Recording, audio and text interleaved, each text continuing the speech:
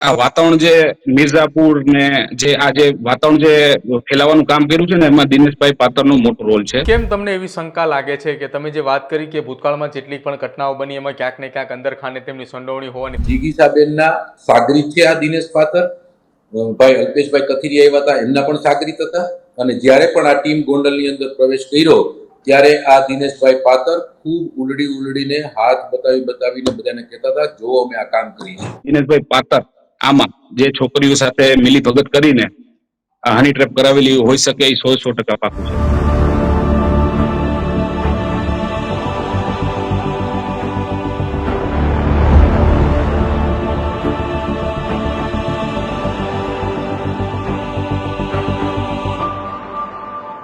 રાજભા, પોલીસનું નિવેદન આવ્યું, રાજકોટ જિલ્લા પોલીસ વડા હિમકરસિંહનું નિવેદન આવ્યું અને એમાં કહ્યું એક મિસ્ટર એક્સ આ એક શબ્દ વાપરવામાં આવ્યો અને જ્યારથી એ શબ્દ વાપરવામાં આવ્યો ને ત્યારથી ચર્ચા એ ન માત્ર રાજકોટ પરંતુ સમગ્ર ગુજરાતની અંદર ચર્ચા છે.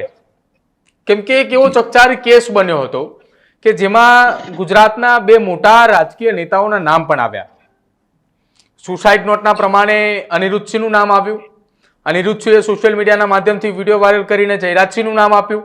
એટલે આ કેસની અંદર સમગ્ર ગુજરાતની અંદર ચર્ચાઓ ચાલી કે ફરી એક વખત ગોંડલ અને રીબડાની લડાઈ શરૂઆત થઈ ચૂકી હોય એવું લાગી રહ્યું છે. આ પ્રકારની વાતો ચાલતી હતી.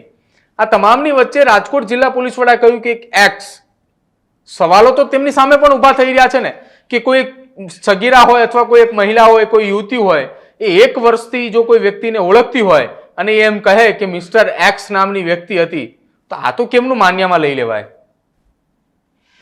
બિલકુલ, પોલીસે શા માટે અત્યાર સુધી એક્સને સિક્રેટ રાખ્યા છે હું નથી જાણતો બરોબર રીતે, પણ એક્સની ધરપકડ થાય એટલે વાયની ઝેડની ઓટોમેટિક થઈ જાય. પોલીસને અમારી નમ્ર વિનંતી અપીલ આ જ છે. અમારી આવતીકાલની માગણી પણ એ છે કે આ એક્સ જે હોય એક્સને પણ ઝડપાવવા જોઈએ અને પછી વાયને ઝેડ પણ પકડાવવા જોઈએ. આ જ અમારી એક માગણી છે. બીજું એક દુઃખ સાથે કહેવું પડે કે કોઈ થ્રિલર ફિલ્મ જોતા હોય, સસ્પેન્સ ફિલ્મ જોતા હોય અને એની અંદર જે દ્રશ્યો હોય રિયલમાં આજે કોઈના પરિવારને ઉજાડી નાખવો, આવી રીતે આ લોકો એક જે કાવતરું રચ્યું છે એમાં પણ ખાસ કરીને દિનેશ પાતર જે ધારાશાસ્ત્રી કહેવાય, લોકો વિચાર કરો કે ધારાશાસ્ત્રી ઉપર કેટલો વિશ્વાસ ને ભરોસો રાખતા હોય, ત્યારે ઈ આ ભાઈ બેન ઓલા આવે છે અમારા જીગીસાબેન, એ જીગીસાબેનના સાગરીત છે આ દિનેશ પાતર. ભાઈ અલ્પેશભાઈ કથિરી આવ્યા હતા, એમના પણ સાગરીત હતા. અને જ્યારે પણ આ ટીમ ગોંડલની અંદર પ્રવેશ કર્યો ત્યારે આ દિનેશભાઈ પાતર ખૂબ ઉલડીને હાથ બતાવીને બધાને કહેતા હતા, જો અમે આ કામ કરીએ છીએ. આવા લોકોની નીચલી માનસિકતા, કોકના પરિવારને ઉજાડવાની માનસિકતા મારી દ્રષ્ટિએ જરાય પ્રદીપભાઈ વ્યાજબી નથી અને આવા લોકોને યોગ્ય સજા થવી જ જોઈએ. અને એક્સ વાય ઝેડ જે આપણે વાત કરી છે, રાજકોટ પોલીસ હોય, ગોંડલ પોલીસ હોય, બધાએ આવા એક્સની ધરપકડ તાત્કાલિક દ્રષ્ટિએ મારી દ્રષ્ટિએ કરવી જોઈએ અને પછી વાય ઝેડ જે કોઈ આવતું હોય એ બધાને પણ કરવી જોઈએ. આ જ અમારી માગણી છે. ઋષિરાજસિંહ, બંને એડવોકેટ જ્યારે એમની ધરપકડ કરવામાં આવી, જ્યારે એમની પૂછપરછ કરવામાં આવી કે આ કેસની અંદર એમની સંડોવણી હોવાની શક્યતા રાજકોટ પોલીસને લાગી, તપાસ કરી અને સંડોવણી ખુલી પણ ખરા, ત્યારે રાજકોટ જિલ્લાના એસપી હિમકરસિંહે એ વાત કરતા હતા, પત્રકાર પરિષદ કરી રહ્યા તે દરમિયાન તેમણે કહ્યું કે એડવોકેટ સંજય પંડિતની સામે 4 ગુના નોંધાયેલા છે અને ગોંડલના જ દિનેશ પાતર, સંજય પંડિત તો આમ તો રાજકોટમાં રહે છે પરંતુ દિનેશ પાતર કે જેઓ ગોંડલની અંદર રહે છે એમની સામે પણ 3 જેટલા ગુના દાખલ થઈ ચૂકેલા છે એમ. અને જ્યારે આ અંગે મેં રાજુ સખિયાને સવાલ કર્યો ત્યારે એમણે મને એવું કીધું કે આ એમને ફસાવવાની કોશિશ થઈ રહી છે ને એના કારણે એમની સામે આ પ્રકારના ગુનાઓ એ દાખલ કરવામાં આવેલા છે. શું આ હકીકત માની શકાય આ વાતને?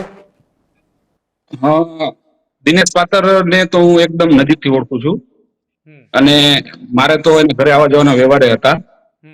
અને દિનેશભાઈ પાતર ને સંજયભાઈ પંડિત ઉપર 376 લગાડી છે. આપ જયારે પણ એને ન્યૂઝ રૂમમાં બોલાવો ને ત્યારે પૂછજો કે 376 કલમ તમારી ઉપર કોને લગાવી છે, તમે શું કામ આ 376 નું કલમ તમારી ઉપર શું કામ લાગી છે અને કોના કહેવાથી લાગી છે. અને દિનેશભાઈ પાતર આજે ગોંડલમાં જે આ વાતાવરણ જે મિર્ઝાપુર ને જે આ જે વાતાવરણ જે ફેલાવાનું કામ કર્યું છે ને એમાં દિનેશભાઈ પાતરનો મોટો રોલ છે. કે ગોંડલમાં કોઈ પણ નાનામાં નાનો કેસ હોય કે નાનામાં નાની ઘટના હોય એને લાઇમલાઇટ લાવવામાં દિનેશભાઈ પાતરનો મોટો હાથ છે. અને દિનેશભાઈ પાતરે અત્યાર સુધીના જે ગોંડલમાં છેલ્લા 6 મહિનાથી જે વાતાવરણ જે ખરાબ વાતાવરણ બનાવ્યું છે ને, એમાં દિનેશભાઈ પાતરે ક્યાંક ને ક્યાંક બધી રીતે જાહેરમાં અને અંદરખાને પર જોડાયેલા છે. એટલે એ હોઈ શકે દિનેશભાઈ પાતર આમાં જે છોકરીઓ સાથે મિલી ભગત કરીને હની ટ્રેપ કરાવેલી હોઈ શકે, એ 100% પાકું છે. કેમ તમને એવી શંકા લાગે છે કે તમે જે વાત કરી કે ભૂતકાળમાં જેટલી પણ ઘટનાઓ બની એમાં ક્યાંક ને ક્યાંક અંદરખાને તેમની સંડોવણી હોવાની તમે વાત કરી, આવી શંકા એ ક્યારે જાય કે જ્યારે ખુલીને અથવા કોઈ વ્યક્તિ દ્વારા નામ દેવામાં આવે કે આ કઈ જે ઘટના બની છે એમાં દિનેશ પાતર પણ ઇન્વોલ્વમેન્ટ છે, એમને દ્વારા કહેવામાં આવ્યું હોય આવી વાત? જ્યારે ગોંડલમાં અલગ અલગ કેસ બન્યા છે ને, જે જુનાગઢનો કેસ હોય કે બીજો હમણાં એક એક્સિડન્ટનો કેસ હતો અને અત્યારનો કેસ હતો, ત્યારે દિનેશભાઈ પાતર છે ને ખુલીને આવ્યા છે. દિનેશભાઈ પાતર રાજકોટ જિલ્લાના કોંગ્રેસના ઉપપ્રમુખ છે. જયારે અલ્પેશભાઈ કથિરિયા આવ્યા હતા ને, ત્યારે કોંગ્રેસની એની ગાડીમાં સાથે બેસીને આવ્યા હતા. એને વાતાવરણ બગાડવું હતું એટલે દિનેશભાઈ સાથે હતા. અને અલ્પેશભાઈ કથિરિયાને એ ન ખબર પડી કે તમે પોતે ભાજપમાં છો અને આ કોંગ્રેસ વાળાને બાજુમાં બેસાડીને એની હલકી માનસિકતા તમે બતાવો છો કે આને બાજુમાં ન બેસાડાય. તમને એટલી તો ખ્યાલ હોવો જોઈએ. અને દિનેશભાઈ પાતર કોઈ પણ રાજકીય અને કોઈ પણ સામાજિક કાર્યક્રમ હોય ને, ત્યાં પણ એનો અડિંગો ઉભો જોઈએ છે, એના પગ હોય છે અને બધી રીતે નડવાનું કામ કરે છે. એટલે ગોંડલની પ્રજાને ખબર જ હતી કે દિનેશભાઈ પાતર હોઈ શકે, સંજયભાઈ પંડિત હોઈ શકે. સંજયભાઈ પંડિતના થોડા સમયના પહેલા સૂર અલગ હતા અને અત્યારના સૂર અલગ છે.